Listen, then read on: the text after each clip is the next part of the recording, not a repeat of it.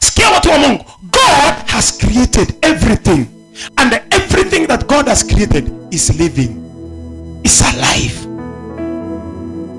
Wachana na masomo ya shule ile ambayo mliambiwa living and non-living things. Ile ni science. I'm speaking to you spiritual language, that everything that God created has life, because God cannot create dead things. Someone getting? Yes, God cannot create dead things. And some of the things that God created in the beginning, He created light. That was the first thing on the first day.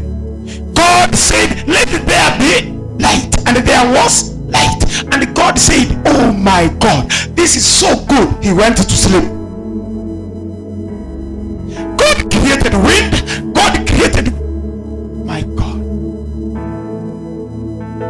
even the sun, he is a living thing. Living means it is alive, it has ears, it has a mind, it works for God. If you get what I'm telling you today, it's a bit complicated. If you get what I'm telling you today, your life will change forever. Even those things you call trees, are they not living things? Simiti inaisha, at least hiyo mnakubaliana, because inamea, si ndio? Let me also tell you that udongo is a living thing. The earth is a living thing because God created it. Water is a living thing because God created it. But I'm only saying that water is alive. Itakuwaje uhai kama yenyewe haina maji, haina uhai? I'm going to prove to you in a minute that water is a living thing. When God wanted to destroy the earth in the times of Noah, He commanded water to destroy the earth on his behalf. And the water came down. True or false? True or false? So he used one of his creations to destroy the rest of the creation. Another time, Moses was crossing the Red Sea, and he commanded the water to split. And the water had, and it split. If it was dead, and it split. But because it hears the voice of God, it split. Kweli si ukweli? Siku ingine Musa akakosana na kina Dedan na Kora na wengine. Alipokosana na wao, akasema Waisraeli wote wakuje kwa assembly. Akasema Dedan na Kora na familia zenu simama hapo, na wale wote ambao mnamsupport simama hapo, na wale ambao mnamsupport simama hapo. Akasema kama Mungu ni Mungu, atangaze ni nani ambaye anamtumikia. Huo udongo usikie sauti yangu, ufunguke, uwafunike. Na udongo ukasikia Musa, ukafungua mdomo wake. Biblia inasema the earth opened its mouth. Are you getting me? Now it is swallowed everyone, and the Bible says including their animals and their houses. Mpaka penye manyumba zao zilikuwa. Kama ulikuwa umejenga karibu na nyumba yake, udongo inafunguka, inazama yako inabaki, inafunga. And then you say ya kwamba udongo hausikii. You don't understand the secrets of the kingdom. Let me show you one more. Wakati Cain aliua ndugu yake, what happened? Mungu akamuuliza, nasikia damu ya ndugu yako inalia hapa mbinguni kutoka kwa udongo, si ndio? Nasikia damu ya nani? Ya ndugu yako. Nasikia damu ya ndugu yako. Nasikia damu ya ndugu yako inalia kutoka kwa udongo. Na sababu uliruhusu damu ya ndugu yako ikaingia kwa udongo, udongo umelaaniwa kuanzia leo kwako. Someone getting it? Watu wengine akina Seth wakilima wanapata mazao, lakini Cain akilima, sababu udongo ililaaniwa kwake, inamnyima mazao. Someone getting? Unaweza laaniwa kwa udongo. Udongo yako ikukatae. Shamba yako, mtu anaweza amuka usiku akachukua udongo ya shamba yako akatamkia ya kwamba kuanzia leo usimpe mazao, na hiyo udongo itatii sauti. Haujui ya kwamba hata hii upepo is a living creature ya Mungu. The Bible has recorded more than 100 times how God uses wind, how the devil uses wind. The 4 winds that are spoken of in the book of Revelation, they are spoken from the book of Genesis to Revelation. Wind, upepo. Bwana Yesu asifiwe. I read for you the book of Exodus. The book of Exodus. The Bible says, then Moses stretched out his hand over the sea, and all that night the Lord drove the sea. And all that night the Lord drove the sea back with a strong east wind and turned it into a dry land. The waters were divided. Wakati Mungu alidivide the Red Sea, alitumia nini? Upepo. He drove the waters back using the strong east wind. Strong east wind. Upepo ilijuaje ya kwamba ni wakati wa kusukuma maji kama haikusikia sauti? Na aliambia Musa, nyoosha mkono wako na hiyo fimbo yako juu ya maji, na aliponyoosha namna hiyo, upepo ikaamrishwa kusukuma yale maji mpaka ikakausha, ikafanya njia kwa Israeli wakapita. Ndio sababu mtu ambaye ako na ufahamu ya kiuchawi akitaka kumaliza kazi yako atatuma upepo. Atatuma upepo. Hata uchawi wa usiku, listen to me. Hata uchawi wa usiku. Niliwahi kuwa mahali sikuwa na hiyo ufahamu. Nilienda kwa aunti yangu sasa matanga usiku. I saw something I had never seen. Sasa ile mmekaa usiku. Where I come from kuna hii fences za kienyeji za miiba. Hii miiba sijui kama iko hapa Western. Unapata mmeweka fence mpaka chini lakini ni ya miiba. Right? Mnaijua hizo? Ama miti ambayo nyingine inadunga. Sasa every family imejenga hivyo. Lakini mahali mmekaa nje. Mmekaa nje usiku, sasa matanga imeisha. Upepo inaanza kuvuma pati. Acha nikwambie utaona maajabu. Mmehangi barbu namna hii. Kabaribu kanafanya hivi kanasimika. Kisha unaona upepo inavuma. Unaona hiyo fence. Na hii fence nyingine mko hapa katikati. Fence ina bend mpaka inakuwa flat. Sinaenda eti ni upepo inapita. Mpaka nikajiuliza hii ni upepo gani? Ina bend fence mpaka chini. Imebendi huko mpaka fence imeenda. My God. Sasa kila mtu anajisikilia na wenye wanajua wanasema ndio huyo. Ni nani? Eti hao ni wachawi wanapita. Is someone getting me? Yes. Na nikasema this one I do not understand it because I was asking like a scientist. Inawezekanaje mchawi akatuma upepo na ikavuma? Because I didn't know that there is something else that is called spiritual, that you can command the nature to obey. Ndio unaona leo mahali huko nature does not obey you, it obeys them. Na wakiitumia wewe unalia kwako. Nikuulize, hamjawahi ona mtu anapanda mboga nzuri alafu mchawi anapita kwa hiyo mboga inakauka? Umewahi sikia hiyo kitu? Akipita kwa shamba, na ni mtu wa kwenu, akipita kwa shamba yako ama afanye si uko na mboga nzuri, hiyo mboga kesho yake wallahi utapata yote imekauka. Hamjawahi sikia hiyo? Hamjawahi ona watu wengine ukijenga nyumba nzuri alafu mtu akuje ashtuke, hai akisi hii nyumba ni nzuri, hiyo nyumba yako ita-crack to direct. Umewahi ona hiyo? Because someone comes na akona some powers, akishtuka vile umejenga hiyo nyumba yako itapasuka. How come mtu anashtuka ana living thing inapasuka kama is non living?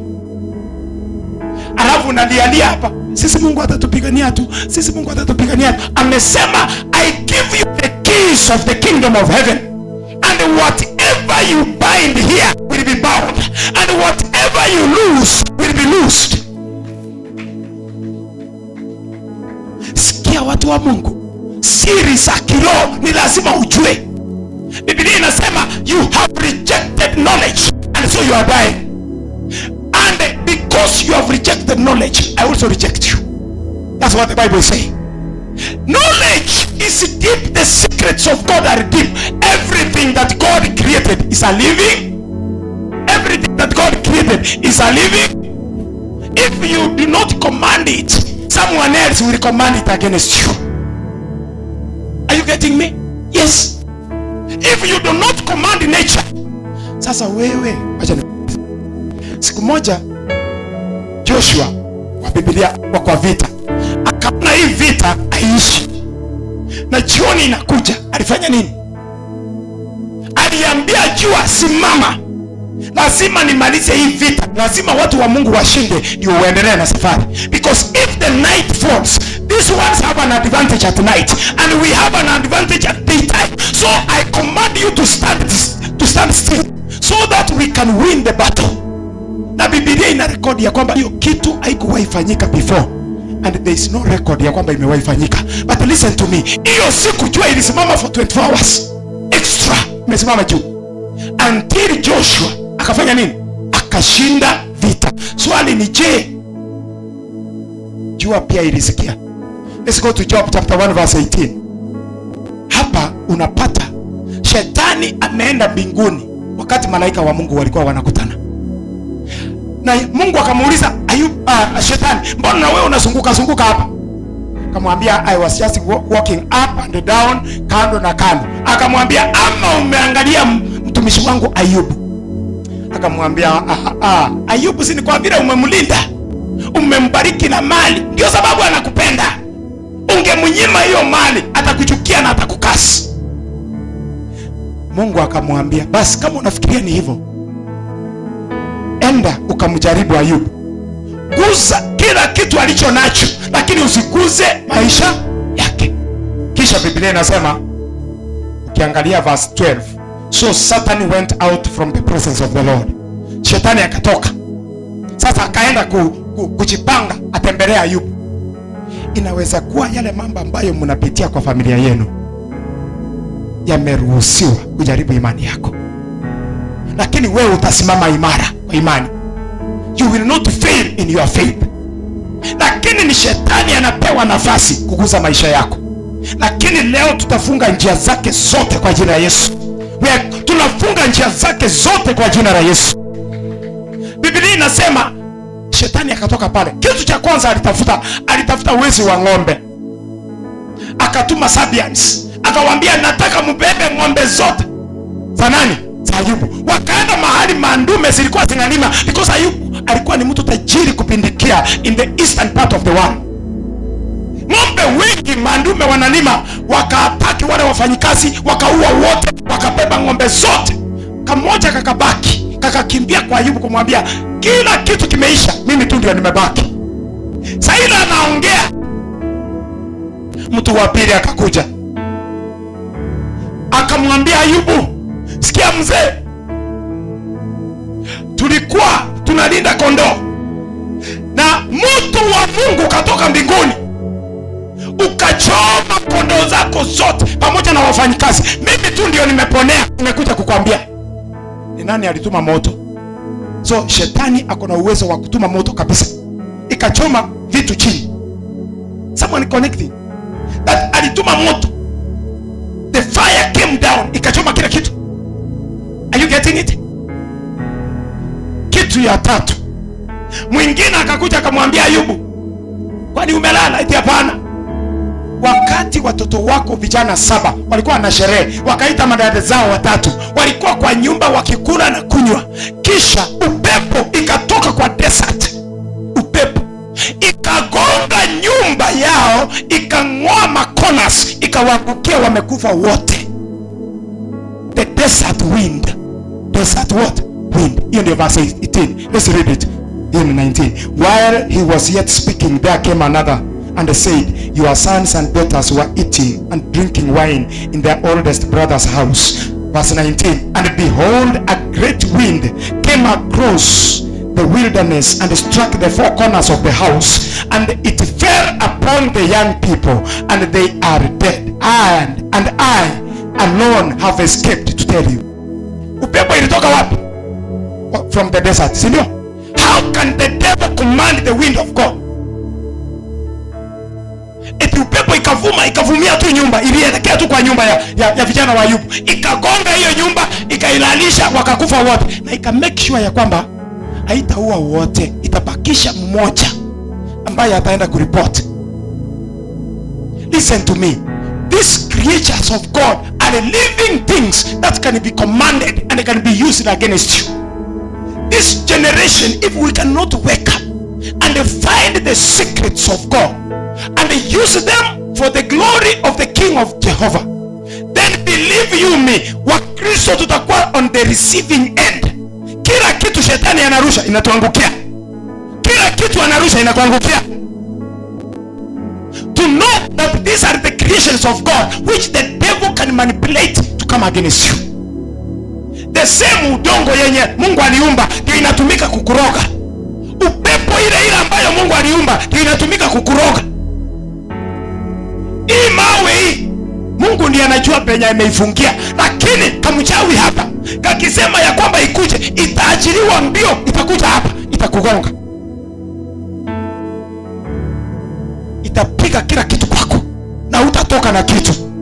And yet we say tunampenda Yesu, we are marching to Zion, marching to Zion, marching to Zion. Marching where? With ignorance. Ndio sababu kwenu ukisikia mchawi una tremble, unatetemeka mpaka miguu itaweza katika iende kando. Kwanza usiku tu imagine ya kwamba mchawi ako nje, ni nini utatoka? Ujue tu ya kwamba wamefika hapo nje, utatoka? Utoke kama mahali penye natoka, mahali penye nilizaliwa Kisii. Ukitoka mkutane na wao, mkutane na wachawi head on in Kisii land, you will not speak again. Hiyo ni ukweli, hiyo naye I can tell you for free. Naona mkutane na wao hivi in Kisii land, hiyo mdomo haitaongea mpaka uombewe ama upeleke kwa mganga.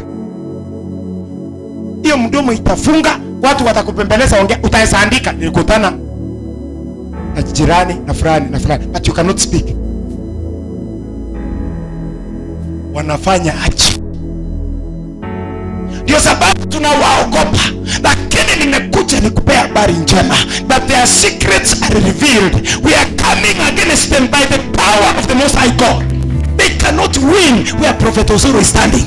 I am sharing knowledge. In the coming days and months, mutakuwa mnakanyaga na vagolo.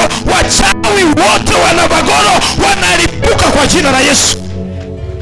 Tell me of Navagoro what? Eti huko ndio wako hatari kwa kinapati huko. Eti ukiongea tu. Sasa nyinyi, hebu niwaulize. Mnaogopa but mjui ya kwamba nasikianga Ukambani, especially huko Makueni. Eti mwewe akiiba akibeba kifaranga ama kuku, eti kuna wachawi yuko atainyosha hivi, wewe na hiyo itaanguka pamoja na hiyo kuku. Amefanya nini? Mlisikia juzi ilitangazwa kwa redio wakati mwingine, mwewe ilikuja na nyoka, mliona hiyo? Ikabeba ikaangushia gari fulani, mtu ametumiwa nyoka, ikaingia ndani ya gari. Jamaa akasikia nini imegonga gari yangu, kumbe vile anafungua kuangalia nyoka imeingia hapo ndani, ikazunguka kidogo tu, ikamuuma kwa mguu. Sasa anaruka kwenda nje, hoi nyoka. Watu wakakimbia kumsaidia, hiyo nyoka ikatoka nje, kaanza kukimbia, ile mwewe ikarudi,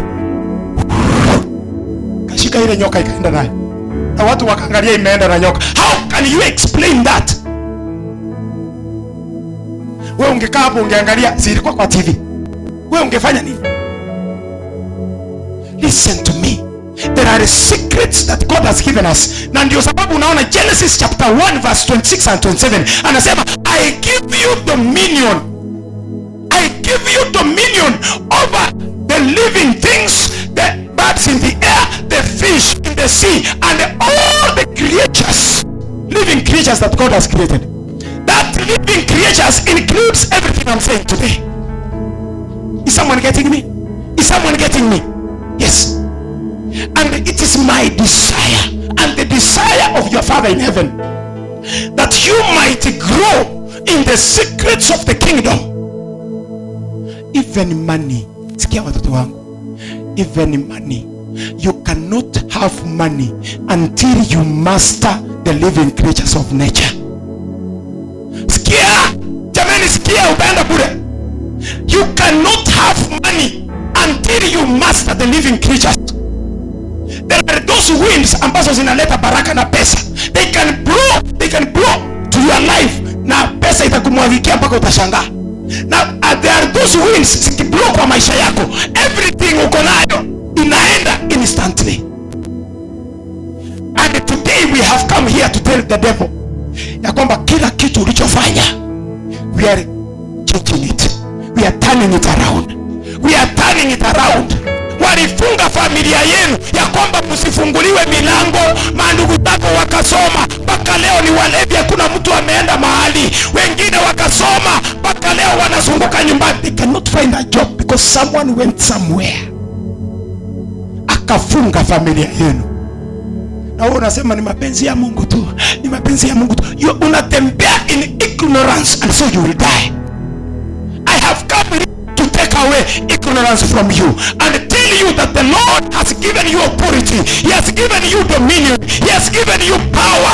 Reverse the system. Reverse the system. Washida wachawi.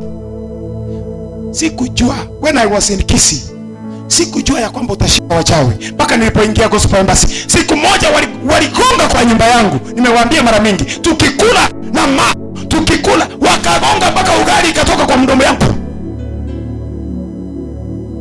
Mama akafunga kupumua. Nikakuja kuona ataweza kufa sababu hataki kupumua, mchawi asikii. Nikamwambia mama, ameenda. Huyu mtu ameenda, wacha tukule. Baadaye nikaenda kwa Apostle Morwabe. Nikamwambia papa, waligonga kwa nyumba yangu nikafikiria wameingia. Akaniuliza, kwani hauna anointing oil? Nikamwambia sianunua. Akaniambia enda kuja na anointing oil. Nikaenda akaiombea akaishika hivi. Akaniambia enda uapply. I went, nikaanza kutoka kwa barabara pale karibu na lami, nikakata kwa barabara hivi. Kila mchawi atakayepita hapa uanguke hii side. Kila mchawi atakayepita hapa uanguke hii side. Nikaenda karibu na kwangu, nikakata tena kwa barabara. Sikutaka hata mmoja aponyoke. Kila mchawi atakayepita hapa na mwaga oil mwisho na mwisho, so that hata ukipitia kando lazima utapita. Nikafika kwa gate yetu nikapita, nikakata mbele again on that side, wasiwe wakiingia kwa gate na wakatia pande hiyo. Ukipita hapo ukutane. Nikaingia nikapaka kwa gate, nikaenda kwa mlango yangu pale chini kwa gate kale kadogo nikapaka, nikaenda kwa mlango nikapaka kwa mabati I stayed afterwards 1.5 years bila kichiti ya mchawi kutembea kwa hiyo compound. Nikakuja hapa Western. Then I knew that you can know some secrets, and when you apply them they work against your enemy. I wish I had time, I could have spoken more, but listen to me. The devil is a liar. He's using the same power you should be using, because God has called you to walk in authority and in power. And today, through the authority of the name of Jesus, the name that we have received, that is above all these powers and principalities, through that name we are reversing every form of witchcraft that they did against your life. We are reversing it in the name of Jesus. We are reversing it in the name of Jesus. We are reversing it in the name of Jesus. We are reversing it in the name of Jesus.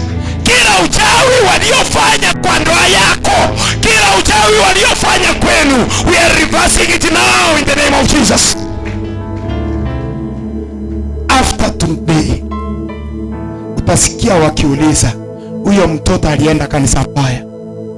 Na ni ukweli, hii kanisa sio kawaida, hii ni mbaya. Kwa kila mchawi hii kanisa ni mbaya. Hii ni mbaya. This is not just a normal church. It's a church of power. Na kama upendi power, you can't be here. But as we are going to break the pots of the witches, mahali popote ambapo wameweka majina yenu, mahali popote ambapo wamefungia destiny yenu, mahali popote ambapo wamefungia future yenu, mahali popote ambapo wamefungia familia yenu, it is coming to naught. It is crashing. It is breaking. God is setting you free and your family in the name of Jesus Christ the Lord.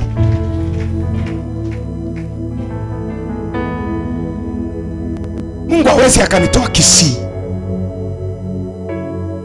mpaka Kakamega and then your life remains the same. No, your life cannot remain the same. Your life must change. Your doors must start to open up. Wale ambao walifanya hayo mambo, as I break their witchcraft, it will go back to them. We are sending it back to the sender. We are sending it back to the sender. Can someone say back to sender? Back to sender. Back to sender. We are sending it back to them. Wamefunga familia yenu. Sasa hakuna mtu ameolewa kwa hiyo boma. Every msichana ambaye ako kwa hiyo boma hawezi akaolewa. And the Bible says, adui aliona ya kwamba umepanda mbegu nzuri, then he came at night when you were asleep, akapanda weeds. He planted what? Weeds. Na wakati mulienda kuangalia mkajiuliza, my God, huyu ni nani aliweka hii? Yesu akawaambia ni adui. But the time of harvest has come. We are isolating the tares and we are putting it on fire. Oh yes. And I want you to be prepared like never before. Be prepared like never before. This hour, I want you to remain in the spirit of prayer. Remain in the spirit of prayer. You are praying in your heart. You are praying mahali unakaa, my Father, let mine break. Let my family be set free. Hii uchawi haitafanya kwangu. That's the kind of prayer I want you to be doing inside you. I am getting free today. I am getting free today. My mother is coming out. My father is coming out. My brother is coming out. My uncle is coming out. My sister is coming out. My children are coming out. My husband is coming out. Their family is coming out. My family is coming out. We are coming out. My business is coming out. My promotion is now ready. My breakthrough is coming in the name of Jesus. We are coming out. We are coming out. And everything is, they said against us, we send it back. We send it back. We send it back to them. We send it back to them in the name of the Lord Jesus. We send it back in the name of Jesus. They use mediums. Wanatumia nywele yako, wanatumia kanguo kako, wanatumia maindi yako. They use mediums. They contaminate those mediums with either the ground or the wind or the water. Then wanainenea, and from there udongo inakukataa. Ukikanyaga unasikia unadungwa.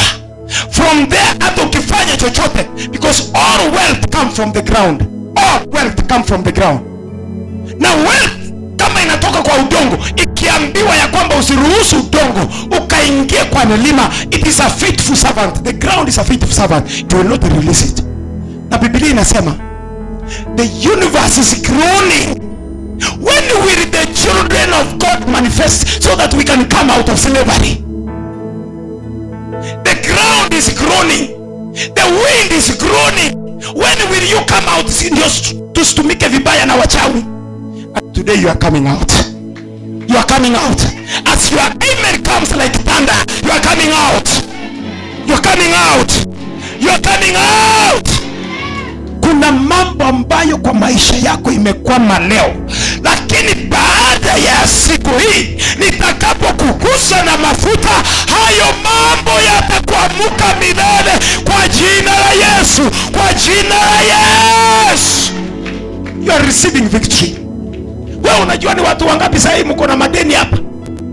Yaani pepo ya madeni ilirushwa mahali hapa, hata uwezi kuumwa, uwezi kuja kanisani sababu hauna sadaka. Lakini sikia sauti ya Mungu, sikia sauti ya Mungu. Mambo ya madeni imefika mwisho kwa jina la Yesu. It has come to an end in the name of Jesus. I'm decreeing a new season of favor, a new season of abundance, a new season of elevation. May you have it in plenty in the name of Jesus. Uwezi tembea kwa madeni na uko na madhabahu ya Mungu yaliyo hai. Tunafunga milango yote ya madeni kwa maisha yako. Tunafungua milango ya pesa in the name of Jesus. Nina decree a call of finances. I decree a call of finances kwa maisha yako. Ingia katika njia ya pesa kwa jina la Yesu, kwa jina la Yesu, kwa jina la Yesu Kristo. Shetani alijua ukikaa kwa madeni hautatoa tithe.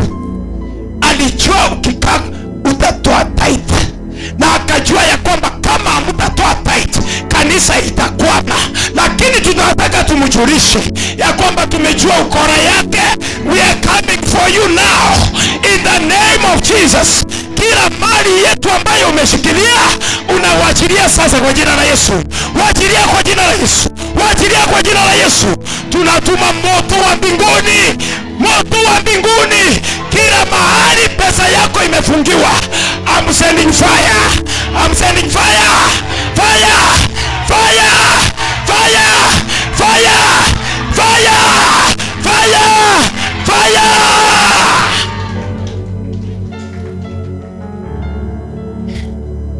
Ninasikia katika masikio yangu vitu inalipuka kama mabomu. Kumbe ni mahali pesa zenu zimefungiwa. Ninasikia boom, nasikia boom, nasikia boom. Na yako inafunguliwa boom kwa jina la Yesu. Yako ifunguliwa boom kwa jina la Yesu. Inafunguliwa boom, boom, boom, boom, boom, boom. My God, kutoka mahali nimesimama naona watu wakikimbia kutoka kwa boma. Naona watu wakikimbia. Ni nini hiyo? Ni nini hiyo inafanyika? Wamama wanakimbia wakikanyaga chini. Ni nini hiyo inafanyika? Kwani ameingia wapi? Umeingia kwa madhabahu ya Bwana, umeingia kwa madhabahu ya Bwana. God is decreeing your freedom. Your money is coming out, your money is coming out. Wachawi wanashindwa, wanalipuka kwa jina la Yesu. Sikia watu wa Mungu, inua tu mikono yako. Something is happening. Walitamukia ndoa yako. Nasikia Mungu akisema watu 7 they are coming out of shida ya ndoa. They are coming out. 7 people are coming out kutoka kwa shida ya ndoa. Walitamukia ndoa yako wakasema hautawahi kuwa na amani kwa ndoa, hautawahi kaa na yeye tena. Lakini sikia sauti ya Mungu. Hiyo milango inavunjika saa hii. Hiyo manyungu inavunjika saa hii. We are now sending fire. Fire! Fire! Fire! Fire! Fire! Fire! Ona hiyo, ona hiyo. Something is happening. Something is happening. Something is happening. Someone is coming out. Someone is coming out. Someone is coming out. Someone is coming out. Someone is coming out. In the name of the Lord Jesus. Wacha hiyo vifungo ifunjike kwa jina la Yesu. Ifunjike kwa jina la Yesu. Ifunjike kwa jina la Yesu. Ifunjike kwa jina la Yesu. Come out in the name of Jesus. Come out in the name of Jesus. Kuna wengine wenu ambao kwa sasa mkikuwa ng'ambo, mkikuwa US, Australia, Canada, England, Netherlands, but because walijua na kwamba uko na mipango ya kusafiri, wakaenda wakafunga kwa madhabahu, wakachukua jina yako wakaifunga, So leo hata ukijaribu until you have given up mambo ya kusafiri. But I'm opening that door in the name of Jesus. I'm opening that door in the name of Jesus. I'm opening that door in the name of Jesus. I'm opening that door in the name of Jesus. Milango ya kupanda ndege na kusafiri ifunguke kwa watoto wangu wa madhabahu haya na wote wanaoamini. Pokea visa kwa jina la Yesu. Pokea visa kwa jina la Yesu. Pokea ticket kwa jina la Yesu. Pokea ticket kwa jina la Yesu. Wacha Mungu akawapeleke ng'ambo, ukamtumikie mahali pale kwa jina la Yesu Kristo.